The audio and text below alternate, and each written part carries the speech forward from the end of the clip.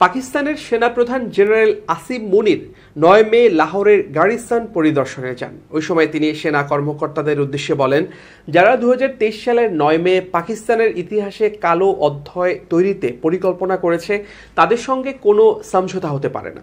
গত বছর ইসলামাবাদের হাইকোর্টে একটি দুর্নীতি মামলা শুনানিকালে পাকিস্তানের সাবেক প্রধানমন্ত্রী ইমরান খান হাজিরা দিতে গেলে তাকে গ্রেপ্তার করার পর বিক্ষোভে ফেটে পড়েন তার দলের নেতাকর্মীরা।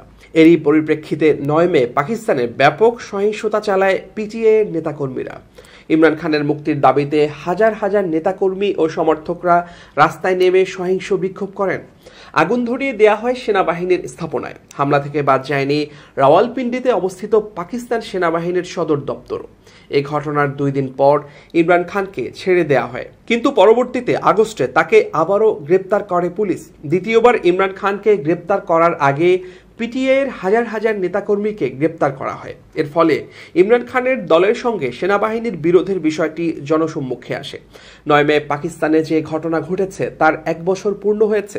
বিশ্লেষকরা বলছেন, রাজনৈতিক স্বার্থে ইমরান খানের সঙ্গে সেনাবাহিনীর যে ভাঙা সম্পর্ক তৈরি হয়েছে তার সংকট পড়েছে অর্থনীতিতেও। এর ফলে পাকিস্তানের ২৪ কোটি মানুষের জীবন কঠিন হয়ে উঠেছে। ২০২৩ সালের ৯ মের ঘটনায় পাকিস্তানের অন্যতম শক্তিশালী বাহিনীটি চরম সংকটের মুখে পড়ে। দ্বিতীয়বার সংকটের মুখে পড়েছে ফেব্রুয়ারিতে অনুষ্ঠিত জাতীয় নির্বাচনে ইমরান খানের দলের নেতাকর্মীদের নিরঙ্কুশ জয়ের ফলে। এই নির্বাচনে কারাগারে থেকে দলকে বিজয়ের পথে নিয়ে গেছেন ইমরান খান। পিটিআই এর সিনিয়র নেতা এবং খাইবার পাখতুনখাওয়ার সাবেক মন্ত্রী তৈমুর খাররা বলেন, সেনাবাহিনীর সঙ্গে আমাদের যে খারাপ সম্পর্ক তৈরি হয়েছে এটা এখন আর কোনো গোপন বিষয় নয়, তবে এটিকে সমাধানের পথে নিয়ে যেতে হবে। কারণ একটি রাষ্ট্রে শক্তিশালী কোনো রাজনৈতিক দল শক্তিশালী প্রতিষ্ঠানের প্রতিদ্বন্দ্বী হতে পারে না। পাকিস্তান প্রতিষ্ঠার পর থেকে প্রায় ৩ দশকেরও বেশি সময় ধরে অগ্রভাগে থেকে দেশকে নেতৃত্ব দিয়েছে দেশটির সেনাবাহিনী। এরপর জনগণের ভোটে সরকার নির্বাচিত হলেও তাদের পেছনে কলকাঠি নাড়ছে এই সেনাবাহিনী। ২০১৮ সালের আগস্টে পাকিস্তানের প্রধানমন্ত্রী নির্বাচিত হন ইমরান খান। এরপরই বিরোধী দলের নেতারা অভিযোগ করেন সেনাবাহিনীর সহযোগিতায় ইমরান খান প্রধানমন্ত্রী হয়েছেন। তবে ৪ বছর পর অনাস্থা ভোটে হেরে প্রধানমন্ত্রীর পদ থেকে ছিটকে পড়েন ইমরান খান। এই ঘটনায় তিনি সেনাবাহিনীকে অভিযুক্ত করেন, যদিও সেনাবাহিনী তার এই অভিযোগকে অস্বীকার করে।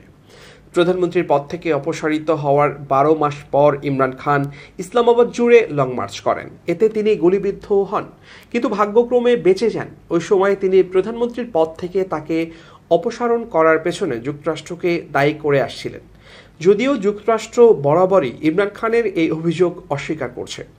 লাহোর ম্যানেজমেন্ট সায়েন্স বিশ্ববিদ্যালয়ের রাষ্ট্রবিজ্ঞান বিভাগের সহযোগী অধ্যাপক আসমা ফয়েজ বলেন, পিটিআই এর সঙ্গে সেনাবাহিনীর একসময় ঘনিষ্ঠ সম্পর্ক ছিল। এজন্য দলটির নেতাকর্মীদের এক ধরনের আত্মবিশ্বাস রয়েছে এবং তারা মনে করছে বর্তমান সংকট উতরে যেতে পারবে। তিনি আরও বলেন, বর্তমানে পিটিআই সামরিক বিচার বিভাগ এবং আমলাদের কাছ থেকে সহযোগিতা পাচ্ছে। এছাড়া রয়েছে জনসমর্থন। তবে ৯ মের ঘটনার ১ বছর পূর্তিতে গণমাধ্যমে দেয়া এক বিবৃতিতে দেশটির আইএসপিআর জানিয়েছে, এই ঘটনায় যারা জড়িত ছিল তাদের অবশ্যই শাস্তির আওতায় আনা হবে। তারা একটি ব্যর্থ অভ্যুত্থানের চেষ্টা করেছিল। পাকিস্তান সেনাবাহিনী এই ঘটনাকে কালো দিন বলেও বর্ণনা করেছে।